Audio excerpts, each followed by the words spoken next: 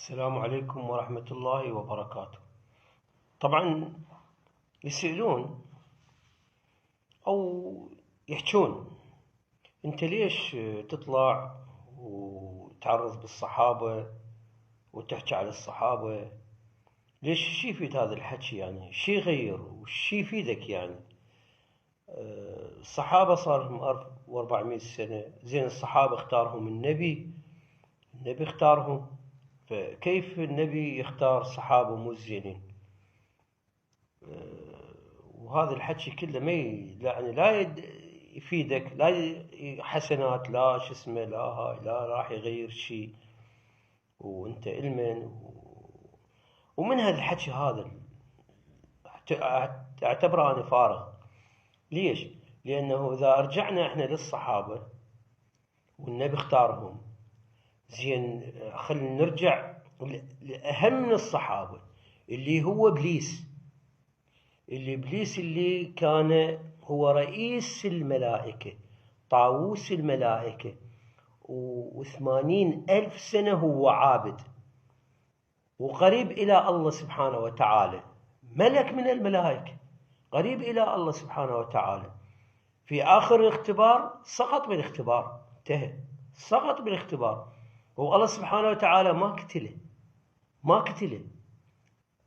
نفس الأسئلة مالتكم، شلون اختارهم النبي والنبي إذا هم مو زينين منافقين ليش ما حاربهم؟ ليش ما عارضهم؟ ليش ما قتلهم؟ ليش ما حاكمهم؟ الله سبحانه وتعالى ما اختص من إبليس، ما قتله، بالعكس خيره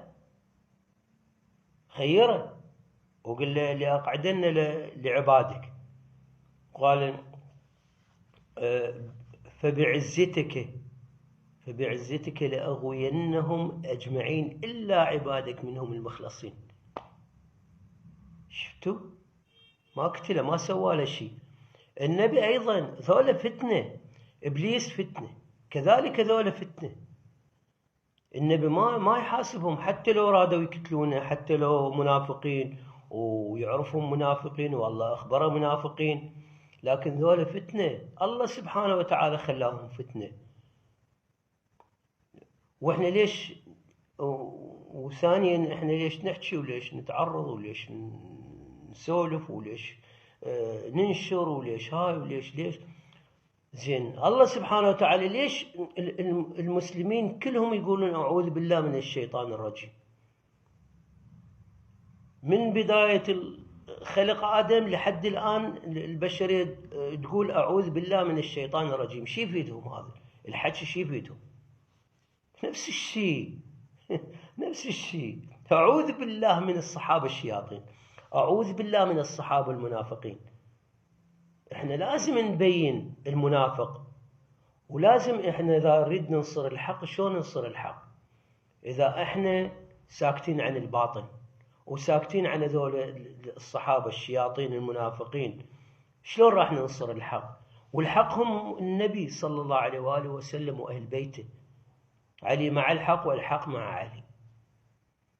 هم مو بس علي مع الحق، النبي مع الحق، علي مع الحق، الله مع الحق، أهل البيت مع الحق، الصالحين مع الحق. احنا شلون راح ننصر الحق؟ إذا احنا نقف بالحياد، نقف مع الباطل ونقف مع الحق ونقول احنا ننصر الحق، شلون يصير؟ ما يصير. احنا لازم ننصر الحق، نعرض الحق للناس، نبين الحق للناس، نبين مظلومية الحق للناس، نبين مظلومية أهل البيت، نبين مظلومية الأئمة، نبين مظلومية فاطمة الزهراء، كذلك نبين ظلم الظالمين، ظلم المنافقين، ظلم الصحابة الذين اغتصبوا الخلافة، والذين اغتصبوا حق أهل البيت، والذين حرقوا بيت فاطمة، والذين حاربوا أهل البيت وبعدوهم عن حقهم ومنعوهم من الميراث ومنعوهم من إداء الرسالة مالتهم بصورة صحيحة. وهذا كله امتحان رباني، امتحان.